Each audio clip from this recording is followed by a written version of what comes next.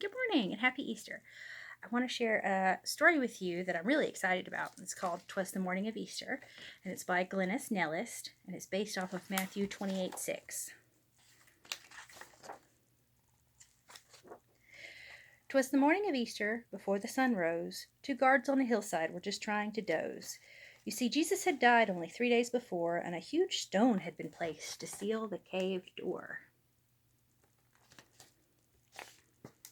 The disciples were sleeping, but tossed in their beds as visions of danger swirled round in their heads. Would they be arrested and led away too, without Jesus, their leader? What would they do? In her small, quiet home not too far away, Jesus' friend Mary was planning the day. She would go to the cave with perfume and spice in hopes that her gifts would make Jesus smell nice. When someone died, people would go and take care of their bodies. The sun through the trees was just starting to peep at the guards on the hill who were now fast asleep, when all of a sudden there came an earthquake, and the rocks and the trees all started to shake. I bet that was scary. The guards jumped in fright and fell straight to the floor as the stone rolled away and unsealed the door, and then Mary arrived and crept up to the cave. She had to see Jesus. She had to be brave. But the cave was now empty. He just wasn't there. Mary sat down and wept. Her cries filled the air. But suddenly Mary heard someone behind. "Dear woman, who is it that you hope to find?" Mary jumped and turned round, so confused and afraid. Was this the gardener? And why had he stayed? But the calm in his voice, the words that he said, soon let Mary to know she had nothing to dread. Who do you think that is? "Dear Mary, it's me. It's Jesus, your friend. My story's just starting. This wasn't the end." His eyes, how they twinkled, his smile so bright, Mary knew in a moment.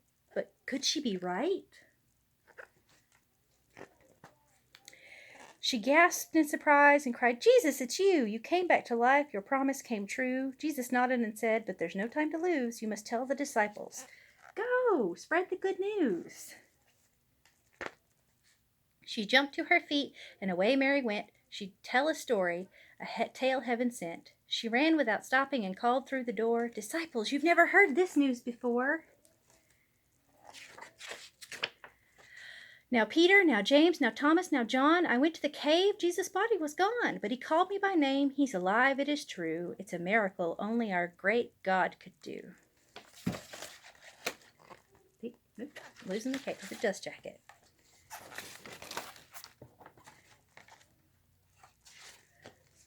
Then the trees seemed to dance and the birds started to sing. All creation joined in to worship the King. "He's alive, he's alive," the rocks cried in praise. The whole earth rejoiced on this day of all days.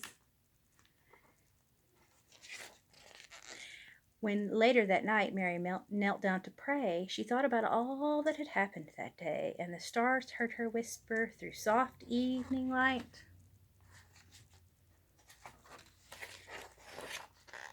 "Happy Easter to all, and to all a good night." Happy Easter, friends. We have our Easter egg hunt this morning, and we have Children's Chapel at both services. But I wanted to share this for anyone who couldn't come today. So I hope you have a great Easter weekend.